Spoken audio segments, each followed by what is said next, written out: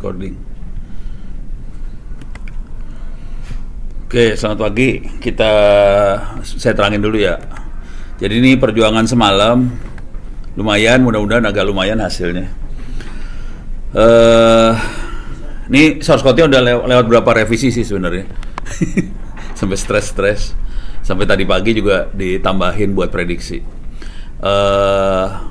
Yang ini yang kemarin ya, kita perlu nambahin science keras, kemudian kita load Google Drive, itu biasa aja.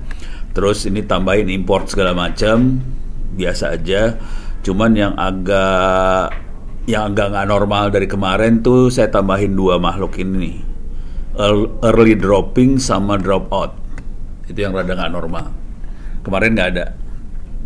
Lagi eksperimen nyobain. Efeknya apa? Ada efeknya dikit tapi. Terus di sini bagian ini adalah load data, biasa aja. Cuman datanya saya bikin ada 2 data, ada yang 100 data CSV, ada lagi 100 data prediction CSV. Yang URL yang baru dikasih itu yang predictionnya. Gue perlu pakai ini nggak ya? Perlu kali ya? Masa script Pak dong. Hah? Share scriptnya. Oh, share screen-nya belum ya? Oh alah. Sorry. Ulang lagi.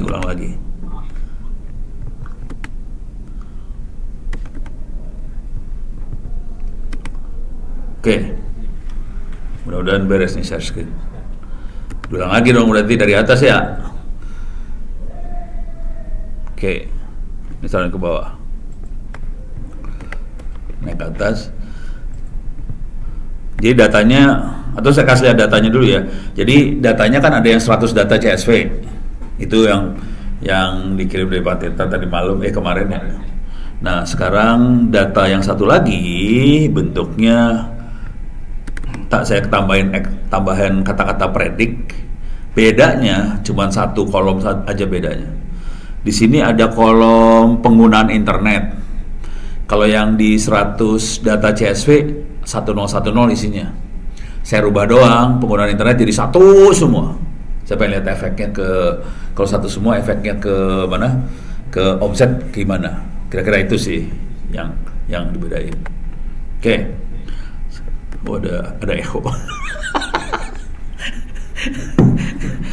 Oke.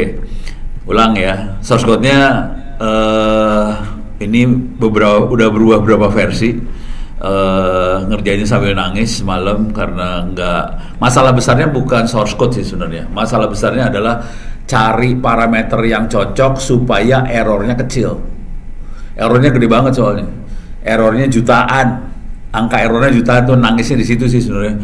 Itu setengah mati buat nuruninnya tuh, nangis banget. Sorry. Terlalu cepat naikin ke atas. Jadi ini nambahin library, science keras, load drive, Google Drive, udah biasa. Terus bagian yang ini import library. Saya cuma nambahin di library ini ada early stopping sama dropout. Early stopping tuh gini, kalau kan kita ngeset epochnya itu ya, epochnya 100 kali, 1000 kali, terserah. Cuman kalau ditambahin early stopping, kalau dia ngelihat kira-kira ini udah stabil, dia putusin. Mau berapapun epochnya, kalau ini stabil nggak dia terusin. Jadi itu ngehemat komputer sih. Yang drop out seru nih ceritanya. Kalau kita lihat ini TensorFlow neural network. Yang normal kan bentuknya kayak gini ya. Bentuknya nyambung kayak gini semua ya. Yang normal. Kalau drop out, beberapa line ini kita drop. Jadi nggak semua line kita sambungin satu sama lain. Jadi ada beberapa line kita drop. Kita bisa specify misalnya 0,20% drop. Antara layer 1 sama layer 2 akan 20% drop. Di sini drop. Jadi bisa kayak gitu mainannya. Bisa nggak semua output disambungin ke input yang satunya lagi. Dengan cara itu dia bisa menghandle sesuatu yang non linear lebih gampang. Kira-kira kayak gitu. Teorinya sih gitu. Prakteknya nyoba-nyoba. Efeknya apa? Efeknya apa? Gitu aja sih sambil nangis. Nyoba-nyoba. Deh, beres ya. Nih saya tutup lagi. Oke. Nih taruh di atas kali ya. Kebawahin lagi. Sorry salah. Ini tutup aja kali. Gimana cara nutupnya? Oh, nah, name error tutup. Oke. Turun ke bawah. Jadi ini cuman load library. Saya juga nambahin plot supaya kita bisa ngelihat errornya. Ini sambil saya run juga ya, saya run ulang ya. Soalnya suka, kalau nggak suka rewel. Oke, udah load. Google Drive di loading, ditempel Google Drive, oke nempel. Sekarang library ditempel semua. Ini load data biasa aja. Kita load datanya CSV. Nggak usah dikasih sepnya koma, bisa baca ternyata. Oke, ini datanya keluar. Oke banget, datanya udah keluar. Nah terus di sini setelah data keluar, kita perlu ngedrop target. Target kita omset. Jadi dari data yang ada kita drop kolom omset, dimasukin jadi X. Sementara kita bikin array lagi, bikin ini Y-nya, kita masukin data omset itu kita masukin ke Y. Jadi Y-nya cuma ada satu kolom, namanya omset. Kemudian di X-nya dropnya, omsetnya kita drop. Beres ya. Ini di atasnya ada saya kasih pagar data drop, omset, modal apa. Jadi saya nyoba itu di drop satu-satu. Efeknya apakah error? Ternyata nggak ngefek. Efek error itu gara-gara makhluk satu ini aja nih. Nih. Errornya tinggi gara-gara Y-nya. Gara-gara dimensi dari si variabel. Oke. Nah, cewek-cewek bingung lu mau duduk mana lu. Demen gue bagian ini lah. Nah, kalau dia nggak bisa ngusir cowoknya kan?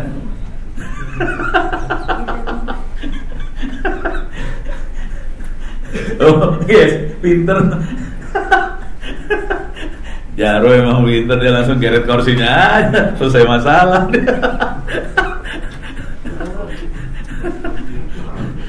Ya, bro, bener. Lu mending duduk situ, jangan denger panas. Nggak baik buat kesehatan. Oke. Ini jujur masalah paling besar di masalah ini. Jadi ternyata gini, si algoritma itu bagus performance-nya kalau dimensi semua variabelnya kira-kira hampir sama.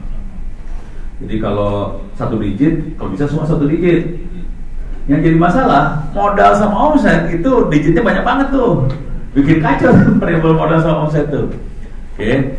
Jadi di omset kan bisa puluhan juta, ratusan juta. Jadi nolnya ada berapa? 8. Sementara variabel yang lain, apakah ini pakai di internet 1, 0. Ini jumlah pokoknya berapa? 1, 0, 10 paling. Paling pol 2 digit. Itu juga angka depannya 1 doang. Lu bayangin ini ada variabel yang cuma 1 digit, 2 digit, omsetnya 8 digit. Error. Itu errornya parah banget. Jadi yang bikin gara-gara parah tuh ini. Akhirnya si variabel Y-nya saya bagi berapa nih? 1 juta. Biar dia jadi tinggal 1 digit. Kalau enggak susah. Si algoritmanya susah soalnya. Jadi kemarin tuh nangisnya ini nemunya baru tadi pagi jam 2. Ini kenapa? Ini aduh. Gitu. Beres ya? Jadi masalah besarnya karena dimensi variabelnya rentangnya lebar banget. Beda antar di X sama Y-nya beda banget. Itu bikin nangis banget. Jaro, kalau saya ngomong salah betulin ya. Enggak. Broker mah susah. Terus ini kita pengen lihat bentuknya kayak gimana, berapa kali berapa. Yang shape itu lihat berapa kali berapa. Kemudian yang ini normalize itu, ini usaha dari si komputer untuk supaya semua seram. Jadi yang normalize itu usaha dari si program supaya X-nya, si fiturnya ininya sama. Apa sih namanya? dimensinya hampir sama semua. Cuman saya punya masalah sebenarnya, saya masih masalah saya harus keluarin dulu modalnya harus dibagi 1 juta lagi atau 10 juta supaya digitnya tinggal 1 atau 2 digit. Itu aja masalah. Jadi soalnya ini kan dia berusaha nyamain semua, cuman modal kan jeplak sendiri tuh angkanya. Jadi harusnya prosesnya harus saya keluarin dari data atau di Excel-nya aja dibagi 1 juta dulu baru masuk. Jadi masalahnya gitu sih ternyata. Jadi ini buat nyamain, oke kita jalanin ya, di sini kita bisa lihat waktu print X shape sama print Y shape ada 2 kali. 100 kali 16, 100 kali 1, 100 kali 16, 100 kali 1, 16 tuh 16 fitur. 1 tuh karena Y, cuma 1 aja. Dah. Nah, sekarang ini bagian kita bikin algoritma buat nganalisa model. Pertama-tama di sini kita split antara, jadi data yang ada kita bagi, ada yang dipakai buat training bikin model, satu lagi buat ngetes model yang kita buat bagus apa enggak. Jadi ada train, test, speed. Saya bagi test size-nya adalah 0,1. Jadi cuma 10% dari total data yang dipakai buat ngetes. Sisanya dipakai buat bikin model. Oke. Terus di sini ada X train, X test, Y train, Y test. Oke. Nah, di bagian bikin modelnya ini yang seru nih. Ini lumayan, ini buat bikin bentuk si neural networknya. Di sini saya pakai, ini harus dieksperimen lagi, saya belum tahu. Kalau kita pakai data apa sih namanya? Data linear, ReLU masih oke. Karena kita dealingnya pakai data linear, ReLU oke. Tapi kalau kita nanti kategori, misalnya ini pakai mekanik atau enggak, atau tadi pakai internet atau enggak, 1010, activation-nya bukan ReLU sih sebenarnya. Yang di akhirnya itu terutama di yang belakang. Kemungkinan di belakang pakai activation yang lain, bisa tangan hiperbolik, bisa yang lain yang bentuknya kayak apa ya? Kayak switch gitu. Kayak kalau ReLU kan bentuknya tuh, atau saya kasih lihat activation function-nya.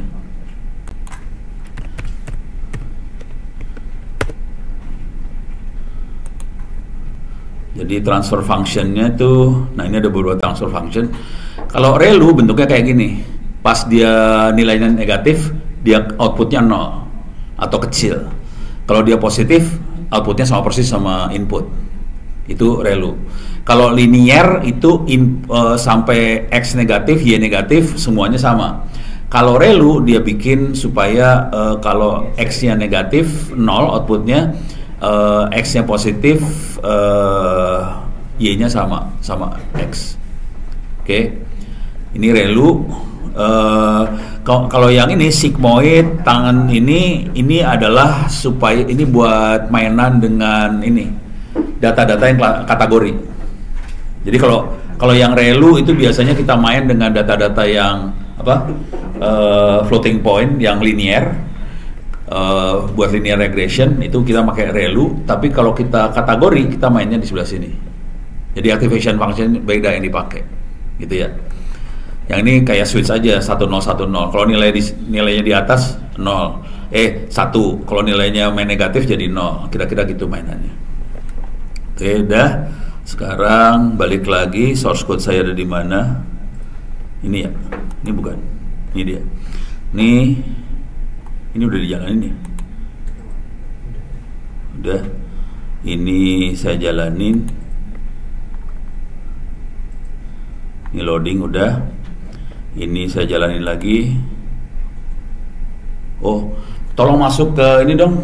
Yang baru masuk ke Zoom. Saya akan posting ulang ininya, URL-nya biar bisa dioprek. Terus ini modelnya udah kayak gitu ya. Nah, ini dance-nya, jumlah node-nya, ini ada 3 layer sih sebenarnya. Ada dance yang 128, 64, sama 32, udah gitu output. Jadi bentuk neuralnya itu kayak gini. Ini source 28, 32, berapa tadi teh? Source 28, 64, 32, udah gitu outputnya 1 aja node. Oke. Jadi kayak gini. Source 28, 32, source 28, 64, 32, 1. Itu bisa diganti-ganti angkanya sih. Dan itu bagian dari eksperimen. Angka mana yang bisa bikin error paling kecil, nggak pusing dah lu. Cuman kalau insting saya bilang ini nggak ngefek-ngefek amat, ngefeknya terutama kalau kita benerin dimensinya supaya hampir sama semua dimensinya. Kalau 1 digit, kalau bisa semua variabel 1 digit. Jangan ada yang 1 digit, yang satu lagi 8 digit atau 9 digit atau 10 digit. Pusing banget tuh algoritmanya langsung. Ini beres. Ini sampai sini beres. Nah ini saya kasih beberapa drop. Ini boleh dibuang juga dropnya kalau mau sih. Ini ada saya drop 20%, di bawah sini saya drop lagi 20%. Drop artinya tidak semua output dari layer itu dikirim ke layer yang selanjutnya. Kayak gini-ginian tuh dipakai buat ngatasin sesuatu yang tidak linear sih sebenarnya. Jadi kalau ada data yang tidak linear, kita mainan drop, mainan activation function banget. Jadi makhluk-makhluk itu dipakai kalau kita dealing sama data yang tidak linear. Kalau datanya linear semua, ini dibuangin semua sih sebenarnya. Jadi ini deep learning, neural network segala macam dirancang buat nganalisa data yang tidak linear. Kira-kira gitu.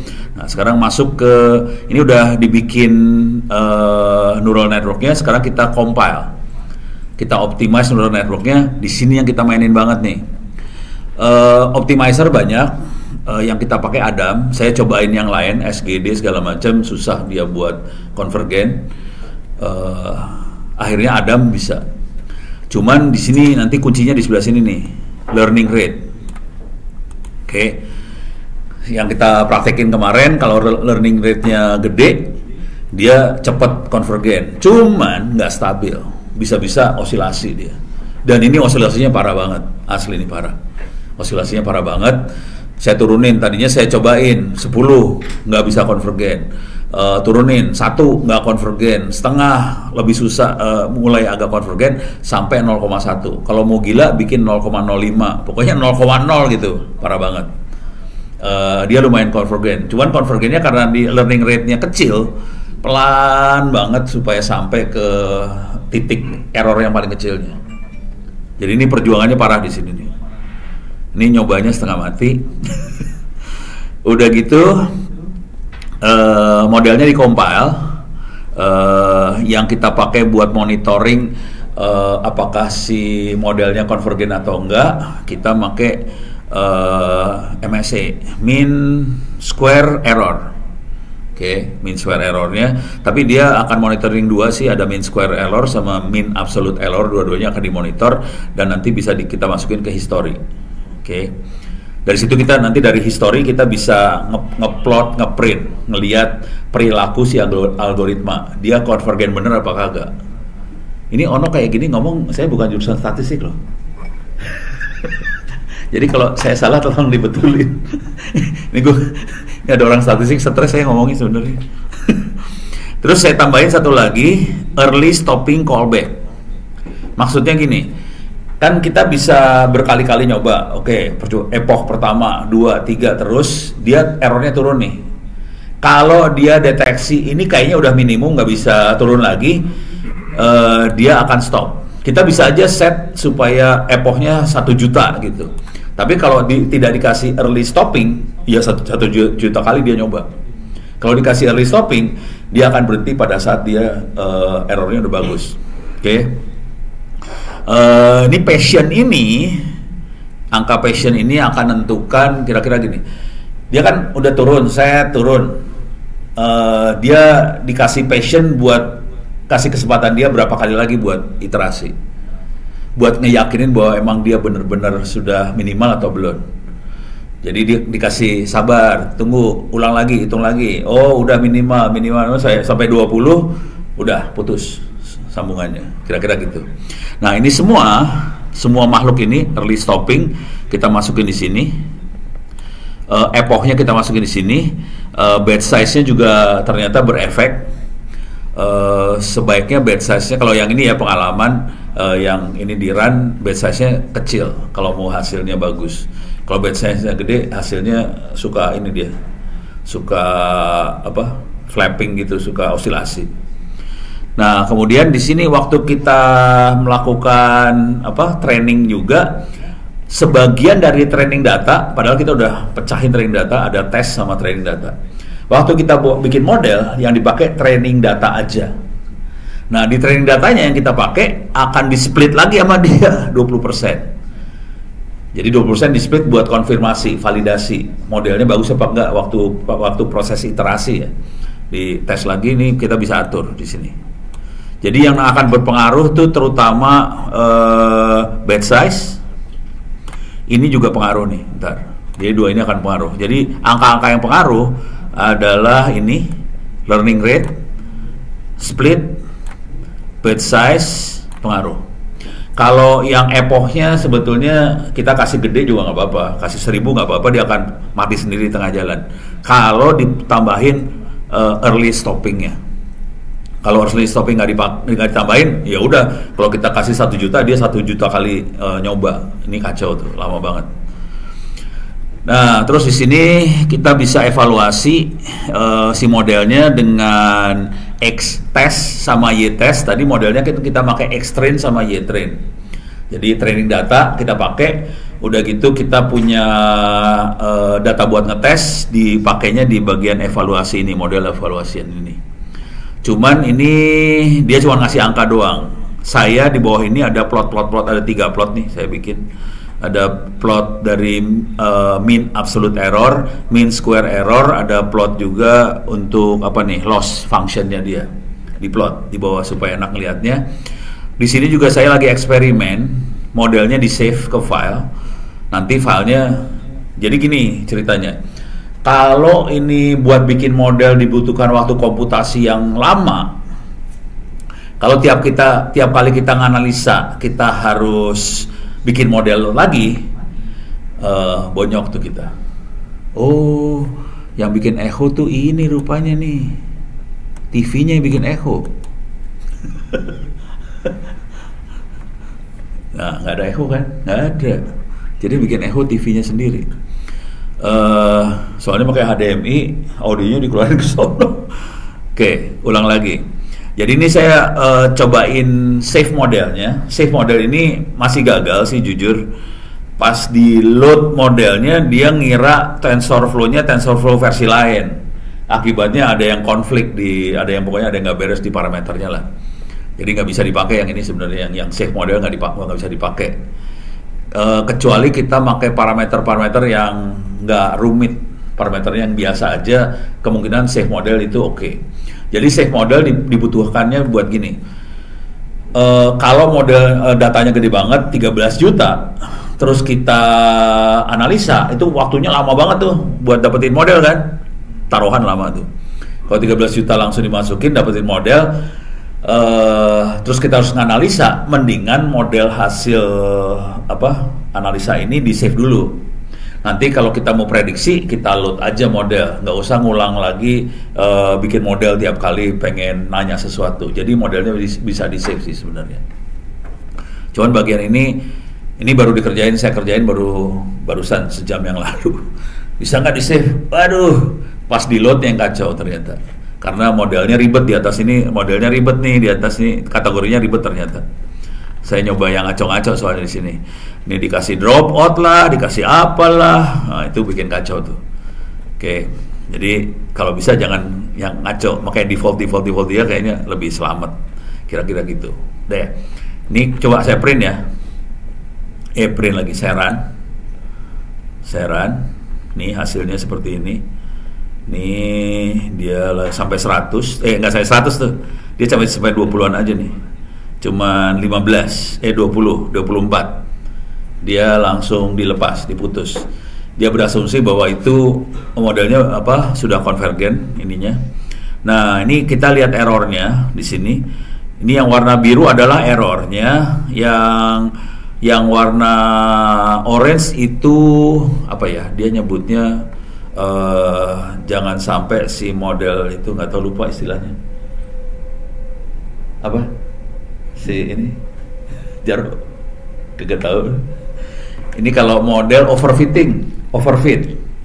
Jadi ini nilai overfitnya dia overfit nggak sih model? Overfit itu kira-kira gini, kita terlalu ngasih training ke si model sampai si model itu kacamatanya kacamata kuda.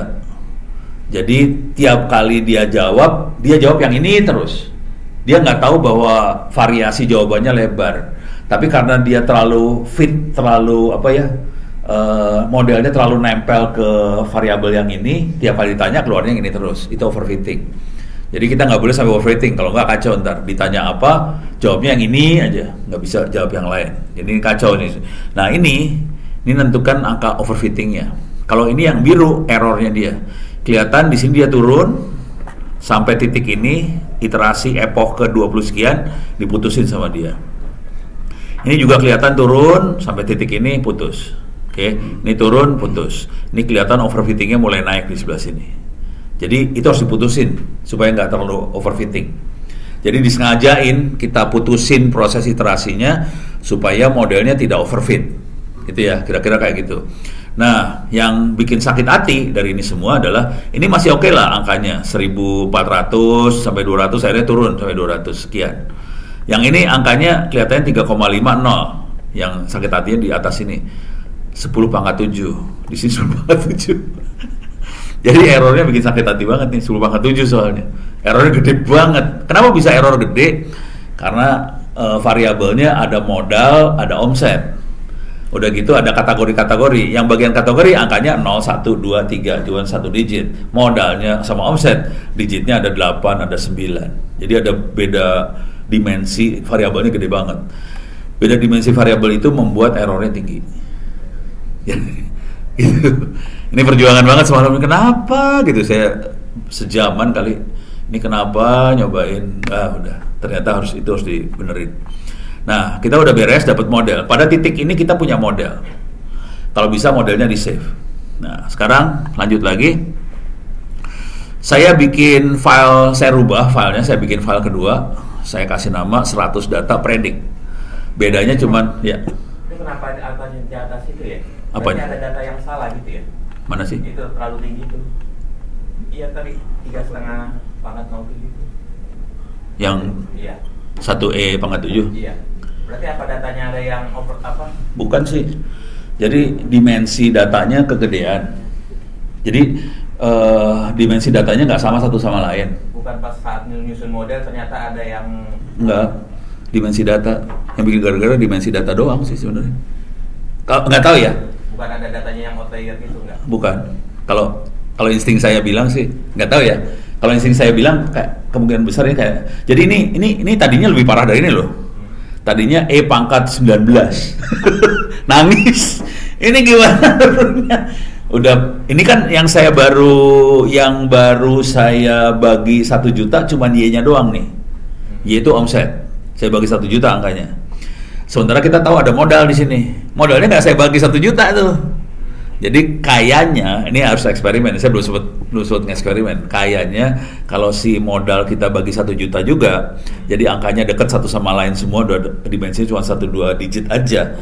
Ini angka ini turun sih. Jadi bukan karena data yang salah sih. Itu perkiraan Ono ya. Harus coba nih. Ini masih apa sih namanya kalau bahasa matematik teh? Hipotesa. Gitu. Jadi bukan kesalahan outliers, bukan sih. Ini lebih karena dimensinya beda. Itu bikin pusing algoritma banget tuh. Kalau kita orang data yang kita concern sama dimensi error sih. Ini errornya kenapa tinggi banget? Ini nggak beres nih. Wah gitu langsung. Pengen lihat error 10/7 kan nangis. Kalau error kayak kemarin kan errornya 0 kan, saya 0 kan, enak banget nih. Oh bagus, pas 10/7 nangis asli. Ini turunnya cuma sampai 200-300 lagi, nggak bisa turun lagi. Wah udah nangis banget. Jadi datanya harus saya harus ubah lagi atau kita ubah lagi. Jadi kalau abis ini kalau mau nyobain data dirubah sih. Tapi coba dulu ini, coba-coba kalau mau eksperimen nanti variabel yang ini yang dimainin nih. Variabel yang ini yang dimainin di atas tuh. Mantap. Ini ya. Ini test size boleh dimainin, tapi yang akan berpengaruh banget yang ini learning rate. Itu pengaruhnya dahsyat. learning rate, sama ini validation split, sama batch size. Batch size yang prioritasnya gini ya. Prioritas pertama tuh learning rate, kemudian batch size, terus yang ketiga yang validation split. Kalau ini nggak pengaruh sih, yang epoch ini nggak pengaruh. Kita kasih 1 juta juga nggak apa-apa. Tapi ini jangan dibuang nih. Early stoppingnya jangan dibuang. Kalau dibuang kacau. Dia akan 1 juta kali. Terus akibatnya kalau dia iterasi terus, padahal dia udah convergent, kita iterasi terus, akibatnya dia overfit. Akibatnya dia nggak bisa lihat data yang lain. Kira-kira gitu. Gitu ya. Ini keluar nih hasilnya, keluar nih. Nah sekarang kita udah punya model, kita pengen melakukan prediksi dari sini. Caranya kita bikin file kedua. Saya bikin file kedua namanya 100 data predict. Oke. Sama persis dengan 100 data, bedanya cuma ada 1 kolom yang saya ubah. Kebetulan yang predict ini saya lagi ngubah kolom penggunaan internet. Kalau di data aslinya penggunaan internet ada 010101, di data predict ini saya bikin 1 semua. Saya pengen tahu akibatnya kalau semuanya pakai internet, nggak ada yang nggak pakai internet, efeknya apa, gitu ya. Kita bisa print data predict, shape-nya itu berapa kali berapa maksudnya. Kemudian kita bisa lihat describe juga kalau mau bisa. Nah sekarang yang bagian ini standard scaler, sama di sini ada scalar fit transform, ini buat supaya si fitur X-nya itu jadi sama dimensinya. Cuman berat dia kerjanya karena modal itu digitnya ada 8, ada 9, itu bikin kacau tuh. Jadi mendingan kita di file Excel-nya kita rubah langsung. Jangan minta tolong ke programnya pingsan kalau suruh kayak gitu. Jadi kadang-kadang kita harus ngerjain itu semua dari datanya langsung. Jangan programnya yang ngerjain, programnya nggak sepintar itu soalnya. Kemudian X-nya dari data yang kita load, yang kita butuhnya X-nya doang. X-nya adalah semua. Salah gue. Ini salah nih. Ini salah nih. Ini salah ya. Ini salah ya. Tahu nggak salahnya di mana? Pusing lu pada. Pusing ya? Ini salah nih. Ini salah nih. Satu perintah ini salah. Jadi dia berasumsi Y-nya dari ujung. Padahal Y-nya adalah kolom ketiga dari ujung ya. Jadi nggak bisa pakai perintah ini. Harus pakai perintah yang ini salah nih. Satu salah ya. Sambil dilihat salah. Jadi kalau ini kan min 1. Jadi satu kolom paling ujung akan diambil dari data itu dengan asumsi bahwa kolom yang ujung adalah Y. Padahal kolom yang kita pakai si omset itu adalah kolom ketiga dari ujung sebelah kanan. Jadi ya ini salah.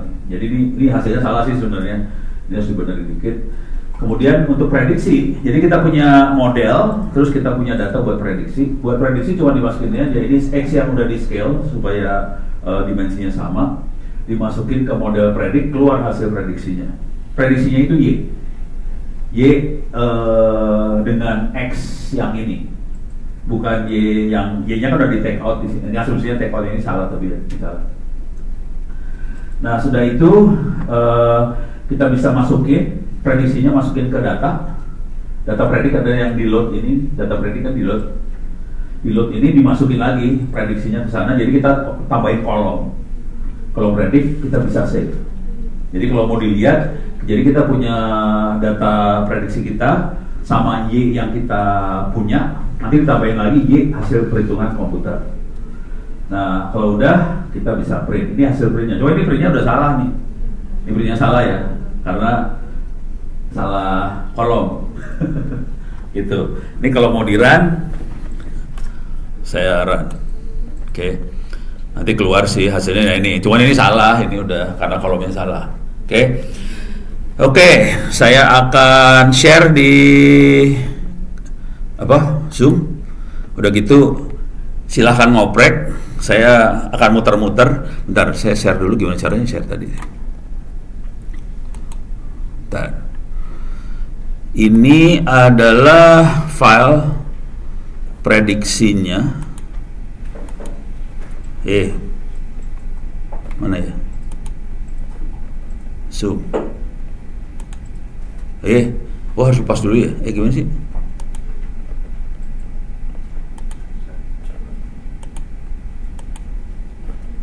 Kok nggak ada sih? Harus lepas dulu share ininya ya? Chat ya? Chatnya ada di mana? Sini ya? Chatnya hilang. Oke. Ini filenya bukan source code. Sekarang saya akan masuk lagi ke source code-nya. Ini source code-nya. Share.